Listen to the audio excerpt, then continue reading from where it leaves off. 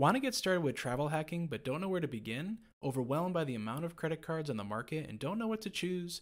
Today we continue our summer school series on travel hacking, breaking down the best travel credit cards to start building your wallet. Welcome to the Travel More podcast. Each episode, we share custom itineraries, travel hacks, expert advice, and even stories of our past travel failures to help you level up your travel game. I'm Shelly, a lover of plans, itineraries, and cheap flights. I'm an expert deal finder with one eye always on the budget. And I'm Bruce, the improviser, ready to pick up where plans fail to turn letdowns into unexpected trip favorites.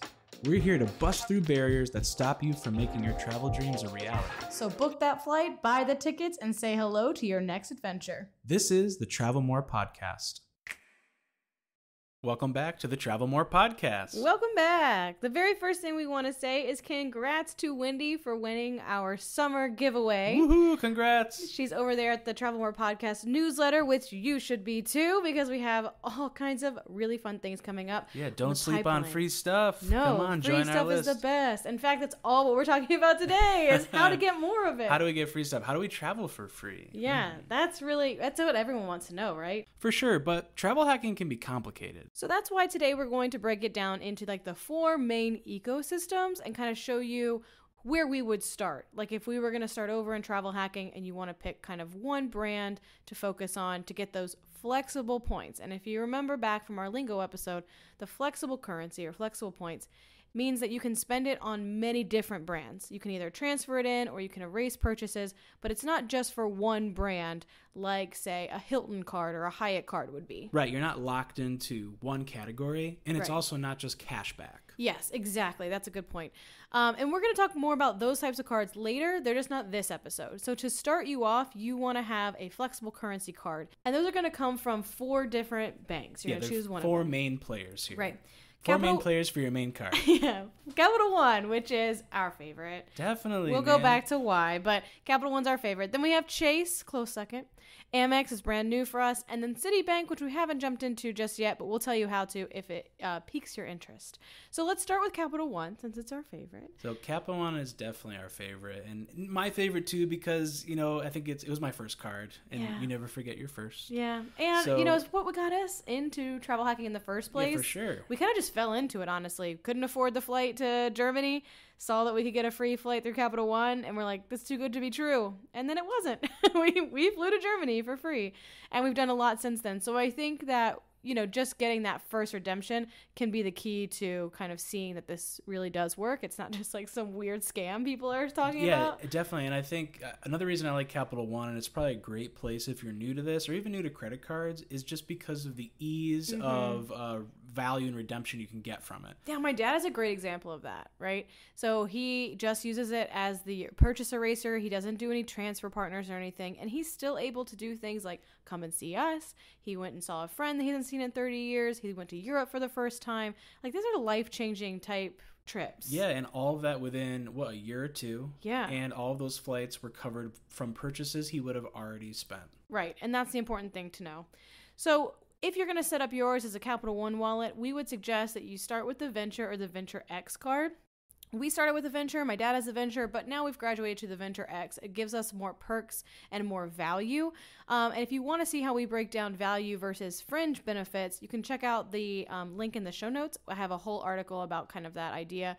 But I don't want to get too much into the weeds in this episode, so I'll just let you dig a little deeper if you're into that. The link will be there. But we're going to start with the Capital One Venture or Venture X, and it gets 2 times the purchases. Yeah, that's the thing about it. It's very easy to use. It's 2 times the points on any category of purchase. Right. So you don't have to worry about keeping track of like, oh, I need to spend this on gas or on groceries. So it's a really great intro main player card for travel hacking. Super easy. And then once you've gotten the intro bonus, which don't forget intro bonuses, you'll definitely want to grab those. Do not sleep on that intro bonus. Then you feel pretty confident. You got your Capital One. You're feeling good. You could add a second Capital One which would be the Capital One Saver card. And this one gives you 4 times on dining and streaming and 3 times on groceries. Right. So this is getting to the next level. Yeah. And usually you don't want to do this until you feel ready and confident that you've kind of got the first one down. You've got your intro bonus. Yeah. And this would just look like you have them both in your wallet. And for every purchase, you use your Capital One Venture unless it's a streaming service, dining, or groceries, because those are the categories you get more points on with the Saver card. And then you pull all them together and you can use them all in the travel space. Right. So it's just easy. it's just a way to accelerate the rate that you can get points. Yep. So that would be how you would kind of set up your Capital One wallet. Let's move on to Chase. So Chase is a big player in travel hacking world, and we're going to kind of dive in a little bit as to why. A big part about Chase, it's got great transfer partners. So remember, some of the best in the industry, yes, honestly. some of the best, and this is one of the biggest reasons to have these cards so that you can get flexible currency, right? So there's a lot of options with Chase. One of the big things to remember about Chase as well is they have a rule about getting 5 cards in 24 months. I was about to say 28. It's 24 months. I could so see 2 it in years. your I know, eyes. my eyes. I was like, no, that's not right. So if you think you're really into this and you want to get some of the best value, definitely look at Chase. Yeah, because if you open up a whole bunch, like you open up the 2 Capital Ones and then you get like a Marriott card and an American Airlines card because you use both of those a lot, then you only have one more place that you could add a potential Chase card. So, those spots, it seems like a lot, 5 and 24 months, but if you think about it, it really can go pretty quickly. And we don't want to bog you down and think about this too much. Just know that Chase offers a lot more cards that you can get, and if you get new cards, you get more intro bonuses. Yeah. So you want to think about that. If you're going to start with Chase, it's nice to go in there first so you can start building cards across those 2-year period. And this does kind of liken back to our very first episode about travel hacking way, way, way back in January of 2023, where we talk about like our easy, medium, and hard type of travel hacking. We mentioned this as well. So if you're kind of like, this sounds interesting, and you haven't listened to that episode, you might just want to go back and revisit it. So for Chase, if you're going to think about your main player, what's the first card you're going to get? You want to look at the Sapphire Preferred or the Sapphire Reserve. And the reason you need this card first is because if you don't have this card, you're not going to be able to consolidate your points that you earn on other Chase cards and kind of combine them all so that you can transfer them. Right. All these other Chase cards just become straight cashback cards, which is not the best value. Yeah, no. It's just not going to help you out in the long run like these other ones are. So you must have one of the Sapphire cards to be able to pull these points in as travel points. So we have the Sapphire Preferred. The Sapphire Reserve is kind of on the same level as the Venture X. So if you're really going to go full into Chase, the Reserve may make sense for you. It doesn't make sense for us because we have the Venture X. We get the benefits. Yeah. But if you're going to go full into Chase, that might be a good one. So Sapphire Preferred would be your first one, but it only gets 1 times the points on everything except dining, where it gets 3. So that's pretty slow in terms of gaining points. Right, and this is another reason why you're going to want to open up more cards on Chase. Not just for those intro bonuses, but because you're only getting 1 times the points on most all purchases. Yeah, so when you feel pretty good about your Sapphire Preferred, you've hit that intro bonus. The second one you'll probably get is the Chase Freedom Unlimited. Again, that would just be a cashback card if you didn't have the Sapphire. Can you tell this is important? I'm saying every other word. But this one gets 1.5% back on everything. So all of a sudden, you've given yourself a little faster earning status. And that is that Chase Freedom Unlimited. So then you feel pretty good about that, and you're going to go for your Chase Trifecta. The Chase Trifecta. That's exactly what everybody strives for. And the third card you want to get to fill that out is the Chase Freedom Flex. So the Freedom Flex is important because you're going to get 5 times the points on rotating categories quarterly. Yeah. So it takes a little bit more keeping track of, but the value is so awesome because if you're getting 5 times the point, you're just accruing those points so much faster. Yeah, and I mean, you can see how this is getting much more complicated much more quickly. So if you were going to do this kind of thing, you would use your Chase Freedom Unlimited for all your purchases except dining, where you would use your Preferred or your Reserve, depending on which one you had, the Sapphire. And then you'd use that Chase Freedom Flex for whatever rotating category you were in at the moment. So if it was gas, you'd use that for gas. But you see, it does take a little more, like, this is when people start labeling their cards in their wallet. I know, it gets a little intense. This is when you need to have a spreadsheet or something. Yeah, so. exactly. But anyway, that's without going any further, because there's a lot more cards and other things you could do, those are your main players for Chase. Yeah. And then, honestly, Amex and Citi work very similarly. So Amex, it's big card I'm sure you've heard of, is the Amex Platinum card. I think it's the most expensive card on the market. We cannot possibly figure out how to make it work for us, but I'm sure it works for some. It just depends on your spending habits. I think we already have these higher cost cards that we're getting benefits from. And, the key to look at that is you may be paying a yearly fee, but you're pretty much getting that money back in the benefits. Again, though, make sure it's value and not fringe benefits. And if you are like, how do I calculate that?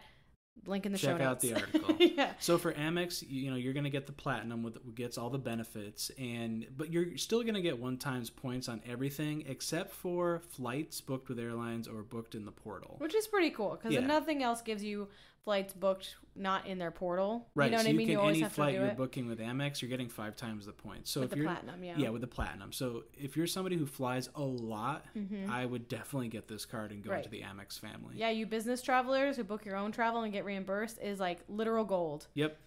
Speaking of gold, oh, this is my new what do we want to call it?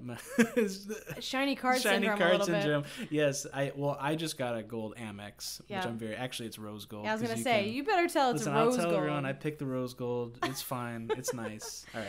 So the gold, the reason you would pair it with the platinum is it gets 4x dining and groceries, and if you know us, you know we're about to get real good use out of that 4x dining. Yeah.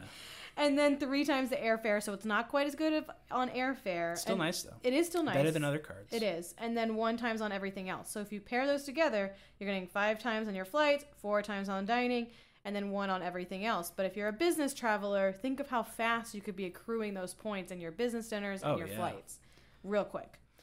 Also, Points Guy, which I'll also link in the show notes, they value Amex points at 2 cents per point as opposed to like 1 or 1.5. So they're saying that they're valuable because of their transfer partners. So even though you may be earning them slower, they may be more valuable in the end. All right, so let's move on to our last of the 4 big players here, Citi. We haven't done much with Citi, so we can't give you a lot of personal feedback on it, but a lot of the Points a Mile people love it. So we'll give you what I would pair as the 2 top cards for them. The first one has to be your Citi Premier because it's going to be the one that allows you to transfer into travel partners. Right, flexible. That's like the Chase Sapphire Preferred. Right, and you're going to use this for like gas and dining because it has a quicker earning bonus.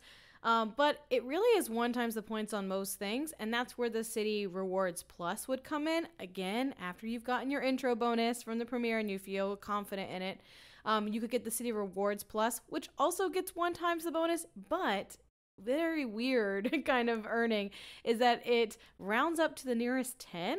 Yeah, it's kind of a strange one. I don't think I've seen any other one that does that. Yeah, so I literally had to write an example to like even give a context to this. So, for example, if you had a $42 haircut and you use the Premier card, then it would be 42 points because it's 1x the point on 1 to everything. 1. And then if you use the Citi Rewards, it would be 50 points because now it's rounded to the nearest 10. So you would use your Citi Premier for those categories like gas and dining where it gets like, I think it's 3x the points. And then you'd use your Citi Rewards Plus for everything else so that you hope that it keeps rounding up and giving you more than just 1x the points. There you go.